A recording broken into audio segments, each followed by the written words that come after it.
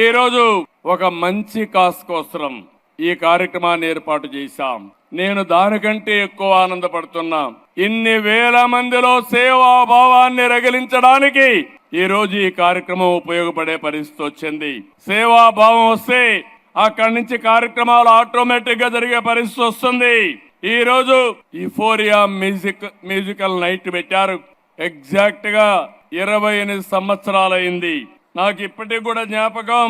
11 సంవత్సరంలో స్వరవేద కార్యక్రమం ఆ రోజు గచ్చిబౌలిలో పెట్టాం. ఆ తర్వాత ఈ కార్యక్రమాన్ని రెండో కార్యక్రమం కింద ఈ కార్యక్రమాన్ని తీసుకున్నారు. ఆ రోజు ఈ రోజు మీరు చూస్తే ఒక పక్కన శివమణి అప్పుడు వచ్చాడు, ఈ రోజు కూడా వచ్చాడు. చాలా సంతోషం. ఈ రోజు మీరు ఇక్కడ పని చేసిన వాళ్ళు చూస్తే తమన్ గారిని మనస్ఫూర్తిగా అభినందిస్తున్నాను. ఒక్క రూపాయి కూడా తీసుకోకుండా నా వంతు కర్తవ్యంగా ట్రస్ట్ కు పనిచేస్తానని ముందుకొచ్చారు.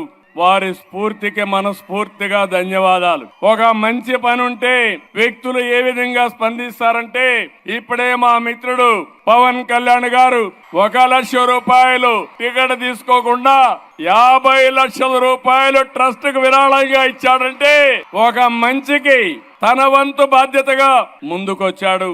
ఆయన్ను కూడా మనస్ఫూర్తిగా అభినందిస్తున్నా.